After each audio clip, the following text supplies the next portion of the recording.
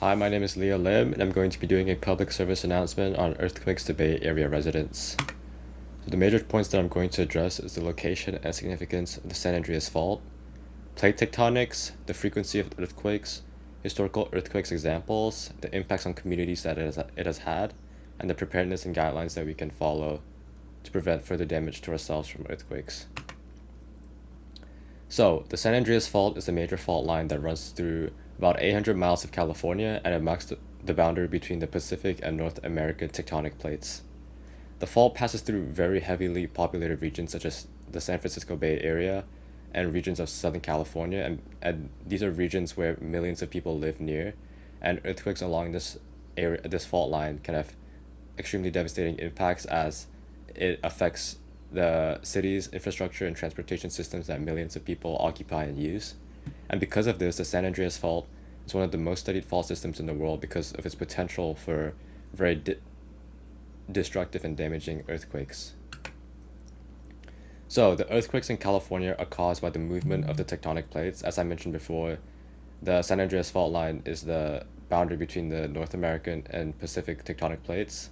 And so the Pacific plate is slowly moving northwest, while the North American plate is moving southeast. So this motion creates friction along the fault line, preventing smooth movement, and over time, the stress is built up and the energy of the stress is suddenly released as seismic energy, which is caused an earthquake. And this type of boundary is called a transform boundary, where the tectonic plates slide against each other horizontally, and the sudden release of the energy is what produces the shock waves in the ground. So California experiences over 1 million earthquakes every year, making it one of the most seismically active regions in the United States.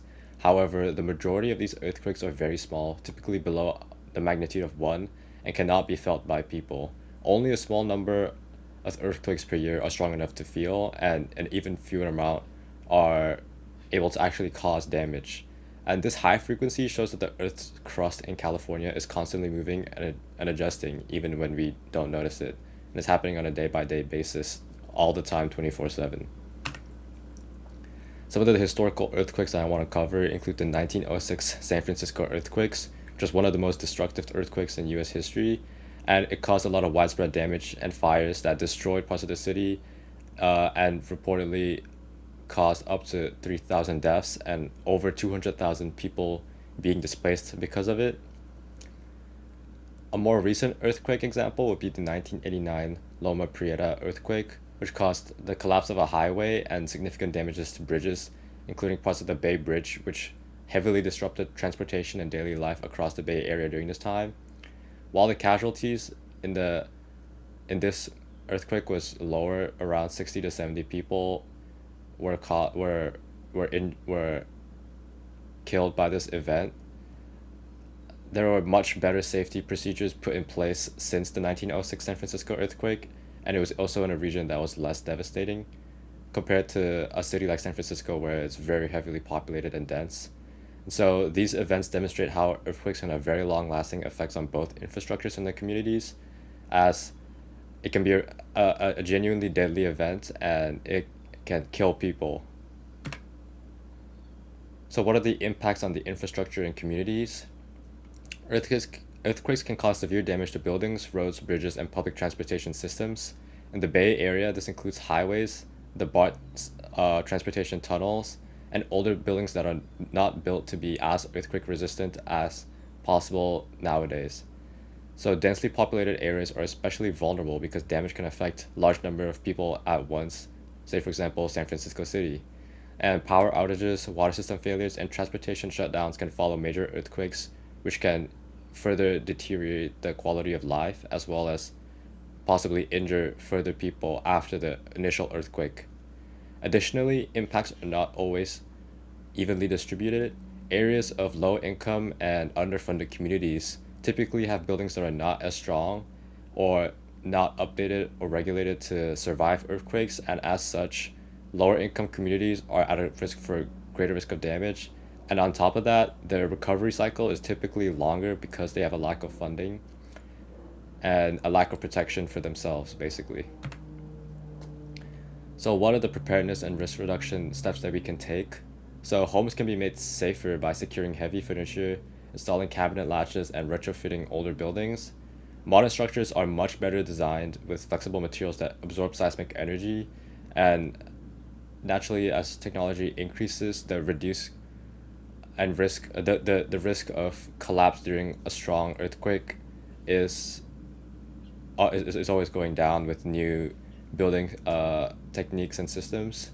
Critical infrastructure such as bridges, highways, and public transit systems are designed to already withstand earthquakes and minimize damages. And technologies like Shake Alert provide a few seconds of warning, allowing systems to slow trains, stop elevators, and alert people to take cover. And this is really a crucial point. Just and like you might think that the few seconds of warning might not be fast enough or it might be insignificant, but a few seconds could really make the difference between life or death in a extremely powerful earthquake. Just slowing down, for example, in a train, if a train were to spend 3 seconds slowing down, it could save lives in the event of a major earthquake, and it could heavily reduce damage. Local governments can also reduce earthquake risk by properly enforcing building codes, developing more emergency plans, and preparing rescue operations that are always ready whenever an earthquake may hit. Public education preparedness programs also play a key role in helping communities, as it is important that everyone knows what exact procedure they should be following in the event of an emergency. So this is a risk map, and as we can see, there are a couple areas that are highlighted that have a very high stress rate. So one of the highest risks is in the Bay Area near San Francisco City. And although the shading is not showing the highest stress rate, there's the most high concentration of people and infrastructure that could be damaged that would affect millions, which is why the Bay Area is the highest risk along this line. The second highest risk would be around the Southern California region. There's also a very high concentration of people around here, and there's a high stress rate, which together combined is a deadly combination that could take lives if a massive earthquake were to happen. And then the area of the highest stress rate is in the Central California Parkfield area. It's a very geologically active area with a high stress rate. However, there is a significantly lower population compared to the cities, and as such, despite the high stress rate, is not as risky as the Bay Area or Southern California, but it's still a high risk area on the map. And these are my citations. Thank you so much for listening.